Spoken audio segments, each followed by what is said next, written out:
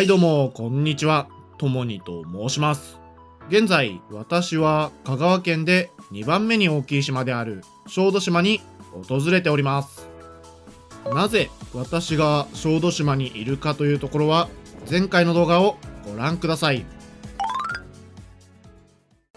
綺麗な麺をすくい、そうめんと同じようにこちらもシンプルな麺つゆにダイブ、続いて薬味を加えて再びそうめんを麺つゆにダイブ。小豆島の美味しいそうめんをいただき大満足な私ともにですが、前回に引き続き船旅を楽しんでいきましょう。ということで今回の動画ではここ小豆島土野商港から岡山県の新岡山港まで国際両備フェリーのオリンピアンドリームに乗船。それではレッツゴー。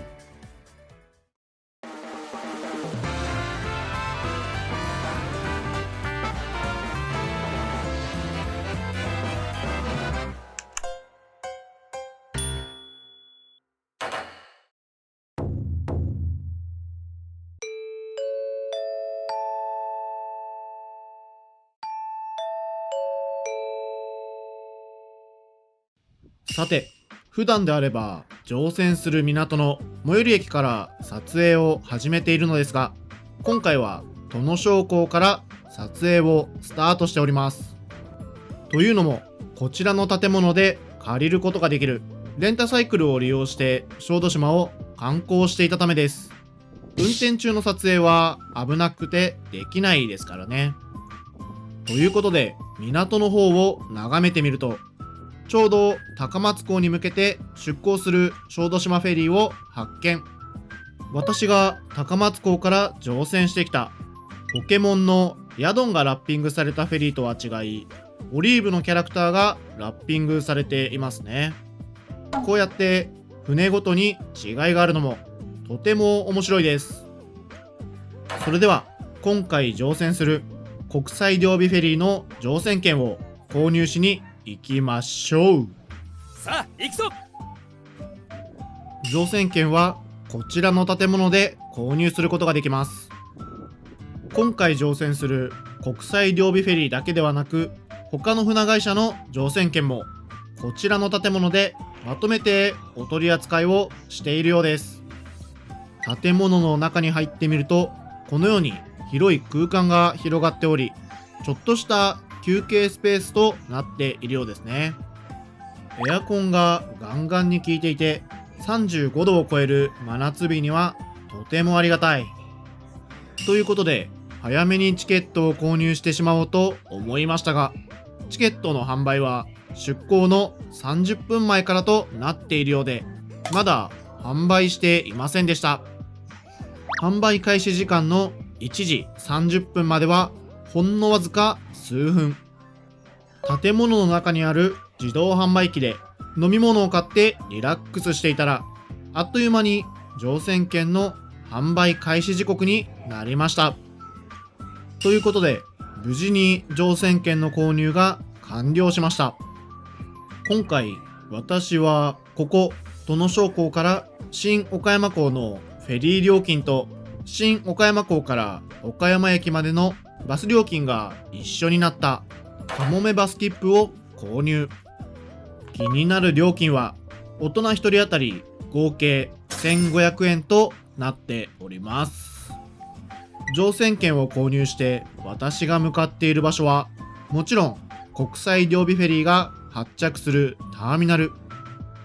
先ほど乗船券を購入した建物からは少し離れているので、このように歩いていく必要があることに注意が必要です。それではいざターミナルの中へ。中に入ってみるとアートって言うんですかね。このように大きなモニュメントが飾られていて、先ほどまでいた乗船券の販売所とはまた違った雰囲気を醸し出しています。手前にある木の桶はおそらく小豆島の名産である醤油作りに関係するものだと思いますが、奥の動物の骨みたいなものは何を表現しているんでしょうか。気になる方はぜひ実物を見てみてください。ちなみに乗船券の購入自体はこちらの建物でも可能ですが、私が購入したカモメバス切符は先ほどの販売所でしか購入ができませんのでご注意ください。それでは乗船開始時間まで少し待つことにしましょう。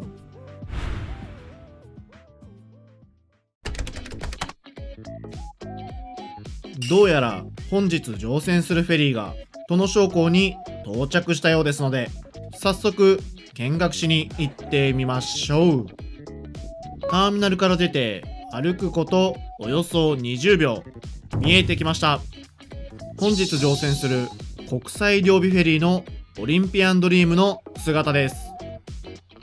船のスペックはこんな感じ。こちらのオリンピアンドリーム、他のフェリーにはなかなか見ない特別な設備があるのですが、それは乗船してからのお楽しみ。またこの場所からは見えないのですが、船体にはギリシャ神話に登場するトリトンの姿が描かれており、この船の他にも国際両備フェリーの船体にはギリシャ神話に登場する重心が描かれることが伝統になっているようです。と、そんな時、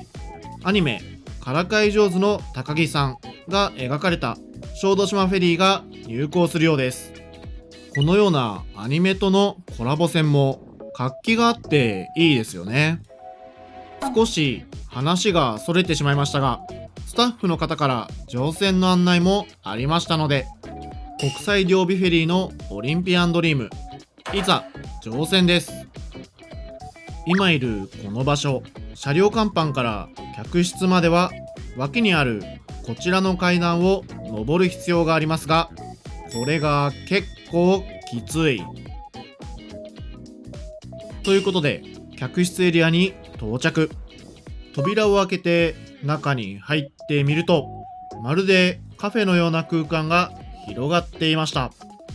このおしゃれな空間でコーヒーとか飲めるのかなとワクワクしていましたが、現在は営業を休止しているようです。残念。そのまま前方に進んでいくと、見えてきたのは横並びの座席が広がっている客室エリア。とてもおしゃれなんですが、座席の数と比べテーブルの数は少ないので、パソコンでの作業などには少し向いていないかもしれませんね。さらに前方に進んでいくと、短距離フェリーといえばこの座席といったようなおなじみの客室エリア。木のぬくもりを感じられる明るい雰囲気の客室です。一番奥には目の前に瀬戸内海が広がるオーシャンビュー席がありますが、結構混雑しておりましたので、今回の船旅では空いていたこの座席を利用させてもらいましょう。窓側の座席にはこのように小さなテーブルがあるのがありがたいですね。ということで座席も確保できましたので、荷物を置いて船内の散策に行ってみましょう。さあ行くぞ。はい、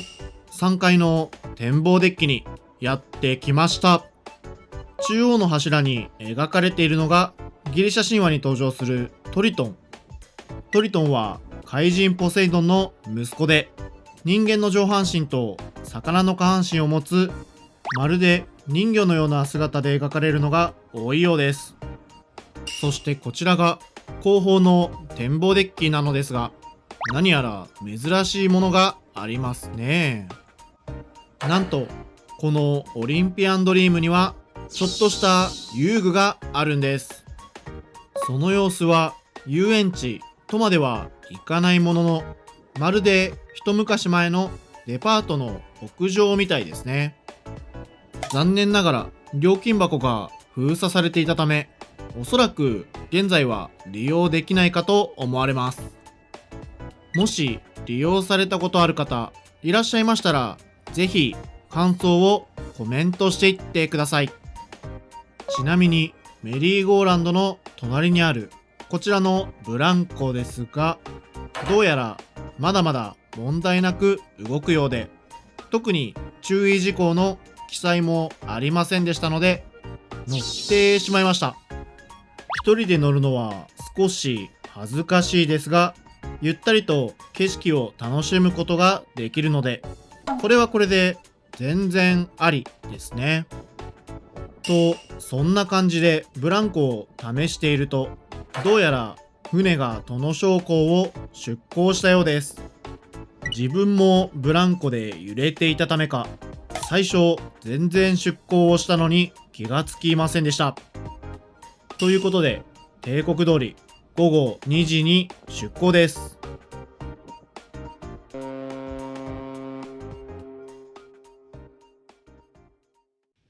さて、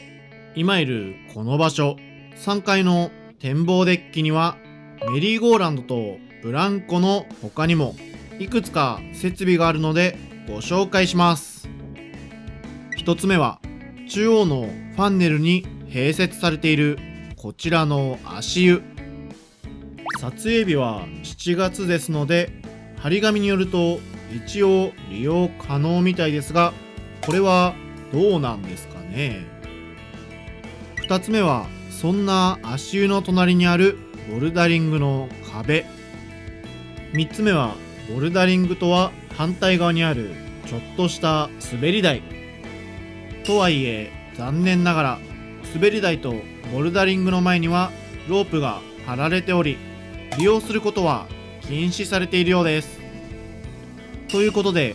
少し珍しい遊具の設備も紹介し終わりましたので、今いる3階の展望デッキから4階の展望デッキに向かっていきましょう。さあ行くぞ。4階はこの船の最上階。階段を上った先にはちょっとした座席スペースがあります。この場所には船の舵輪、いわゆるハンドルがあり、実際に回すこともできるようです。もちろん実際の船の進行方向には関係ありませんのでご安心ください。羅針盤を覗いてみると、黄色いアヒルの人形が置いてあり、ところどころに溢れている遊び心ににやりとしてしまいました。そんな遊び心が詰まった座席スペースがある4階展望デッキですが、もちろん景色も抜群です。この時間はちょうど離れていく小豆島を眺めることができました。そんな感じでしばらく景色を楽しんでいましたが、この日は猛暑の真夏日。さすがに暑さが辛くなってきましたので、一旦船内に戻りましょう。ということで、船内にある売店にやってきたのですが、どうやらすでにクローズの様子。まだ5000円を購入しておらず、どうしようかなと悩んでいると、スタッフの方が声をかけてくださり、無事に5000円を購入することができました。本当にありがとうございます。5000円のデザインはとてもカラフルな色使いで、他の船の5000円とはまた違った趣がとてもいいですね。ちなみに売店では5000円の他にもポテトチップスなどのお菓子を販売しているようです。ということで、一通り船内の散策も完了。いつもの動画であれば次のイベントまでカットをしているのですが、せっかくなので素敵な景色とともにゆったりとした雰囲気の船旅をお楽しみください。